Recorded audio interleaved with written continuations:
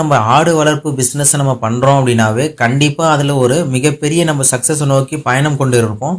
அந்த வகையில் நம்மளுக்கு ஒரு தடையாக இருக்கிறது என்னவா இருக்கும் அப்படின்னா, நம்மளுக்கு வந்துட்டு பார்த்தீங்கன்னா நோய் மேலாண்மை. இந்த நோய் மேலாண்மை தான் நம்மளுக்கு ஒரு மிகப்பெரிய தடையாக இருக்கும். ஒன்ஸ் நம்ம இந்த நோய் மேலாண்மையை வந்துட்டு மீண்டு வந்துட்டோம் அப்படின்னா நம்ம சக்ஸஸ் தான் அப்படின்ற மாதிரி தான்.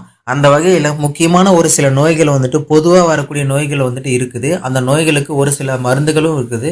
அந்த சிகிச்சை முறையாக நான் உங்களுக்கு வந்துட்டு சொல்கிறேன். அது வந்துட்டு நீங்கள் உங்களுடைய பண்ணையில் இந்த மாதிரி நோயால் அஃபெக்டாக இருந்துச்சு அப்படின்னா அந்த சிகிச்சை முறையை நீங்கள் பயன்படுத்திக்கோங்க. கண்டிப்பாக அதுலேருந்து உங்களுக்கு நீங்கள் மீண்டு வந்துடுவீங்க. ஓகேங்களா?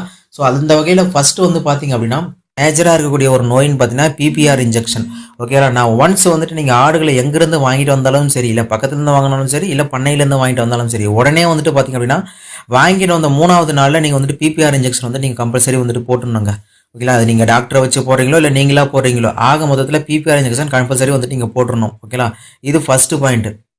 பிபிஆர் நோய் வந்துடுச்சு அப்படின்னா அதுக்கான அறிகுறிகள் முதல்ல எப்படி இருக்கும் அப்படின்னா, ஃபார் எக்ஸாம்பிள் உடல் வந்துட்டு உடலுடைய உஷ்ணம் வந்துட்டு அதிகமாக இருக்கும் ஆடுகளுக்கு. அதாவது உணவே வந்துட்டு எடுக்காது, வயிற்றுப்போக்கு அதிகமாக இருக்கும், வாயில் வந்துட்டு புண்ணுகள் இருக்கும், மூக்கில் வந்துட்டு நீர் வடிஞ்சிக்கிட்டே இருக்கும்.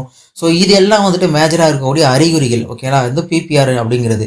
இல்லை வாயில் புண்ணு இருக்கிறதுனால தீனி சாப்பிடாது, தீனி சாப்பிட்றதுனால உடல் மெலிஞ்சு போயிடும், உடல் மெலிஞ்சு போனதுனால ஆடு இறந்து போயிடும்.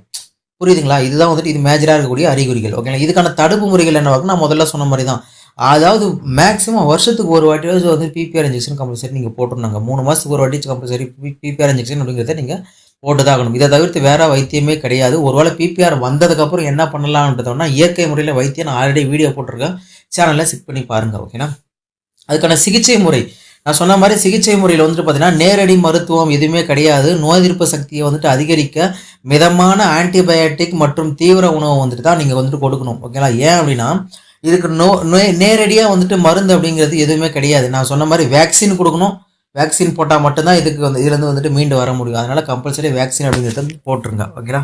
இது வந்து பிபிஆர் அப்படிங்கிறது ஒரு நோய். ரெண்டாவது ஒரு நோய் என்ன வரும் அப்படின்னா மேஜராக கால் வந்துட்டு அழுகல் வந்துட்டு வரும். ஃபுட் ரோட்னு சொல்லுவாங்க. அது வந்துட்டு பார்த்தீங்கன்னா நம்ம மேக்ஸிமம் தரைமுறையில் வளர்க்குறவங்களுக்கு இந்த பிரச்சனைலாம் வரும். ஓகேங்களா? அதனால தான் பண்ணை முறைகள் மாற்ற சொல்கிறோம். சரி, தரைமுறையில் வளர்க்குறவங்களுக்கு இந்த நோய் வந்துருச்சு அப்படின்னா என்ன அப்படின்னா கால் குழம்புகள் வந்துட்டு கீழே வந்து அழுகி போயிடுங்க. அதாவது பார்த்தீங்கன்னா குதிக்கால் வந்துட்டு முதல்ல வீக்கமாக இருக்கும், நடக்க முடியாமல் வந்துட்டு போயிடும். அதாவது மோசமாக வந்துட்டு அந்த அழுகி போய் நாற்றை வந்துட்டு அதிகமாக அடிக்கும். ஓகேங்களா? இதுதான் வந்துட்டு இதுக்கான அறிகுறிகளாக இருக்கும்.